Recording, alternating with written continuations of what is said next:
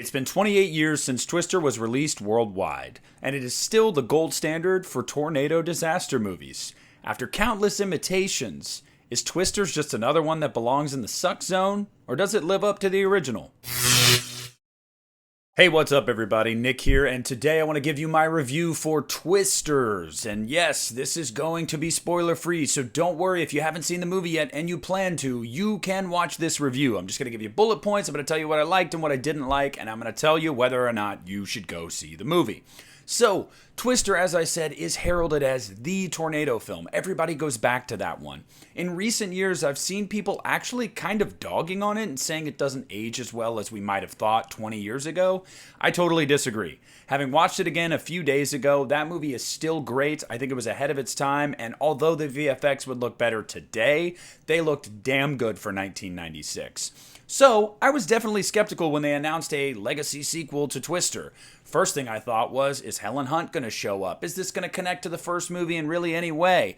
I had a lot of questions. I also wondered, is it necessary? And then I found myself going, it's a tornado movie. What's it going to hurt if you make another one? Tornadoes always happen, right? They're never going to stop. If you feel it, Jason! So Twisters is directed by Lee Isaac Chung, and it stars Glenn Powell, Daisy Edgar Jones, and Anthony Ramos. And just like the first movie, it's about storm chasers. They love tornadoes, and they want to figure out more about tornadoes, just like the first movie.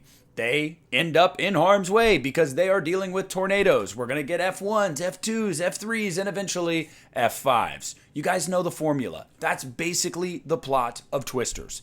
Now, I will get my cons out of the way really quick because there aren't many and I do want to address them.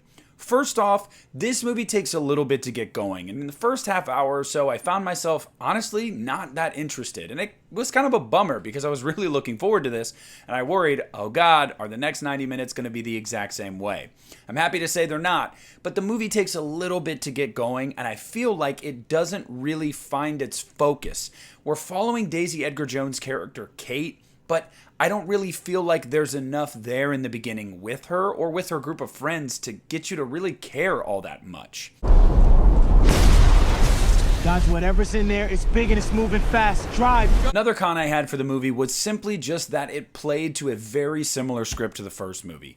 Now, in some ways, that's good because it's what you know, it's what you're familiar and comfortable with, and they don't really want to take too many big risks, and I understand that. But there's a lot of things that I personally saw coming because it played so close to the first movie. Aside from that, though, I don't really have any negatives. So getting into the positives, I have to say, Glenn Powell... Dude, I'm not gay, but I'd go down on him if he asked. Look, he absolutely steals the show in this movie. He is so good in the role as Tyler Owens. Obviously, in the trailers, you were getting the vibe that he was the Cary Elwes type in this movie. He was going to be the bad guy. He was going to be the menace. He and Daisy Edgar Jones really have great chemistry on screen, and I feel like the movie finally finds its footing when it has its two leads leading the film. I feel like a lot of the movie in the beginning is focusing on these ancillary characters that aren't really going to matter all that much, and I feel like the movie's better when it just focuses on the people that are strongest. And like I said, they're both great. Oh, she's perfect! She's gorgeous! Anthony Ramos is great as Javi. I really like him. I've started to really like him in a lot of the roles I've seen him in lately, and I'm really glad to see this guy getting big movie after big movie because I think he's a really good actor, and I hope to see him more. I really like the camaraderie with Glenn Powell's Storm Chaser team, and I really liked how it reminded me of the first Twisters team. I thought they had good chemistry, some funny lines, and they were just fun to be around. Look, the question that everybody's going to be asking about this movie is, how are the VFX? I am here to tell you that they are incredible. I've never seen tornadoes on screen look better than this. And you guys might find this crazy. I am almost 30 years old, I live in Ohio, and I've actually never seen a tornado in person still. Even though I'm technically right there on the outside of Tornado Alley, I've still never seen one. Had a lot of close calls, but never seen one. So I imagine in what I've seen in actual footage, these tornadoes look like real tornadoes. And I love that about it. And they're not your stereotypical, like, oh, look, it's just a funnel cloud. It's a spinny tornado. No, there's a lot that goes into it, whether it's debris, whether it's wind, whether it's rain, hail. Very, very realistic. And the VFX are insanely good in this movie. I cannot say enough about how great the VFX are. And if that alone isn't enough for you to go see this movie on the big screen, I don't know what will be. I also want to say that as opposed to the first movie really not having a lot of stakes, this one has stakes. You're going to see death and destruction in this movie.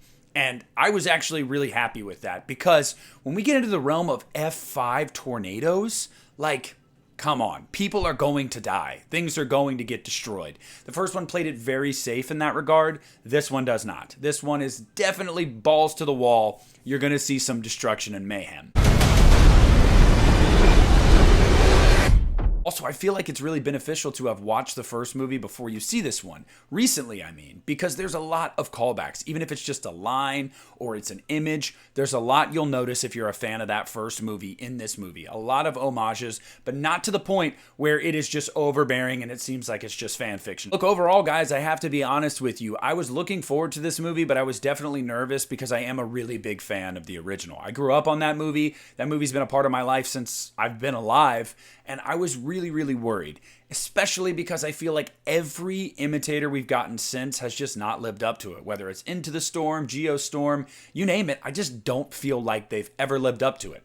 So I'm really happy to say that I think Twisters absolutely lives up to the first movie. I feel like it stands on its own. You don't really need to have seen the first movie to get this one at all, but it does help. I can happily say that this is the best tornadoes have probably ever looked on screen, in my opinion. And that is a huge compliment to everybody involved in this film.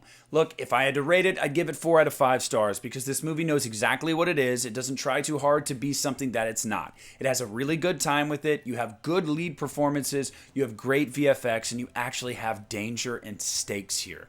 That's all I needed out of this movie for it to be a success. So I absolutely recommend you guys check this movie out on the biggest screen possible, IMAX if you can. But I want to hear down below what you guys thought of Twisters. If you have seen it, if you haven't seen it yet, are you looking forward to seeing it? Comment down below and let me know. Thank you guys so much for watching this video. Leave a like on it. Subscribe to the channel if you haven't already. This is Nick at the Lost River Drive-In, and I'm pulling out into the Suck Zone.